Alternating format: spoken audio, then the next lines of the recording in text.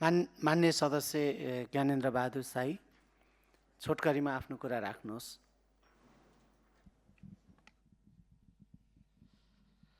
सम्माननीय सभामुख महोदय, अब यो संसदको यो अर्को नियमित जो प्रधानमन्त्रीको जवाफ हामीले नियमित मागि नै रहेका छौँ, तर योभन्दा अलिकति पर जान मन लाग्यो। आज सम्माननीयज्यूलाई म अपिल गर्न चाहन्छु, संसदप्रति सरकार चाहिँ जवाफदेही हुने हो होइन, हुनुपर्ने हो या होइन। किनभने जुन आर्थिक विधेयक आयो यो संसदको सम्पत्ति हो। त्यो संसदको सम्पत्ति अर्थमन्त्रीज्यूले संसदमा पेशै नगरी भकाभक चेन्ज गर्नुहुन्छ कसको स्वार्थमा? र अर्को सबभन्दा ठुलो कुरा सम्माननीय सभामुखज्यू, यो देश चाहिँ गाउँका किसान, मजदुर र सामान्य नागरिकले बिगारेका होइनन्। देशलाई कमजोर बनाउने काम चाहिँ सत्ता र शक्तिमा पुगेका तर इमानदार नभएका र जवाबदेही नसक्ने मान्छेहरूले नै आजसम्म यो देश बर्बाद पारेका हुन्। आज म भन्न चाहन्छु, करका दर हेरफेर गर्ने, करका दर नियम गर्ने नियममा अहिले धेरै यहाँ अर्थमन्त्री भइसक्नु भएको मान्छे पनि हुनुहुन्छ। कसलाई थाहा हुन्छ? नेपाल सरकारका सचिवलाई पनि थाहा हुँदैन त्यो कुरा।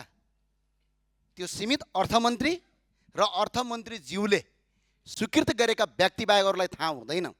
तर आज सूचना लिक भएर 753वटा गाडी केरला नाकाबाट भित्रिन्छ, 14 गते भन्सार पास गरिन्छ, 20 गते गाडी आउँछन्। अनि यो कन्फ्लिक्ट अफ इन्ट्रेस्ट नभएर यो चुहावट चाहिँ कसले गर्यो? अनि सरकारले छानबिन समिति बनाउँछ, बडा गजबको। आफै छानबिन समिति बनाउने अनि कर्मचारीलाई डाम्नेतिर जान्छ। हामीलाई थाहा छैन बजेट बन्दाखेरि बजेटका करका दरको हेरफेर गर्ने र दर कति हुन्छन् भन्ने कुरा नितान्त अर्थमन्त्री बाहेक कसैलाई थाहा हुँदैन। यदि त्यस्तो अपराध गरेको ठहरेमा राजद्रोहको मुद्दा चल्ने नेपालमा कानुनी व्यवस्था छ। सम्माननीय सभामुख महोदय, आज कसको आधारमा यो गरियो यसको जवाफ अर्थमन्त्रीले संसदमा दिनुपर्छ।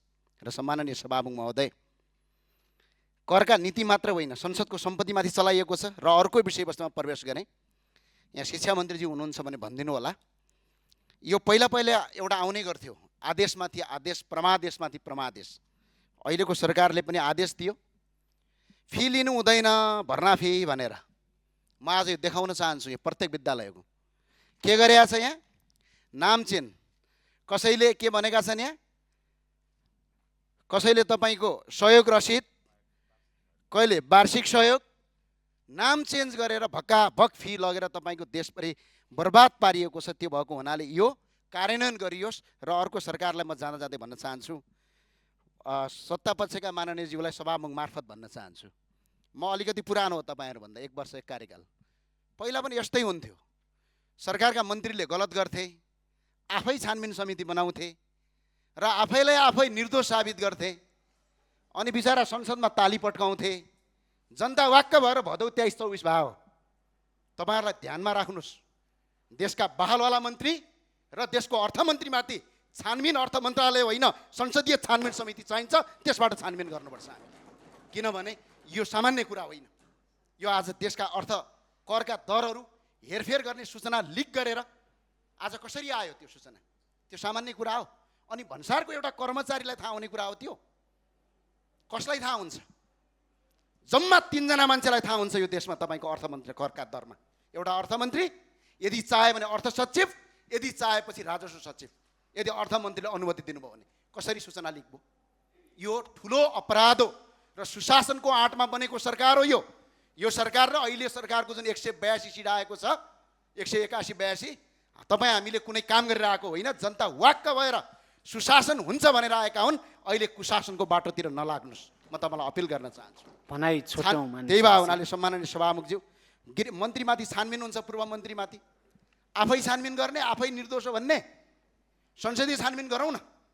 पहिला प्रतिपक्षमा हुँदाखेरि हामीले मागेका थियौँ त, संसदीय छानबिन समिति गरौँ। अर्थमन्त्रीमाथि नितान्त छानबिन हुनुपर्छ। यो राजद्रोह, यस्तो गर्न पाइँदैन सम्माननीय सभामुखज्यू। म त्यही अपिल गर्न चाहन्छु। हस्, धन्यवाद।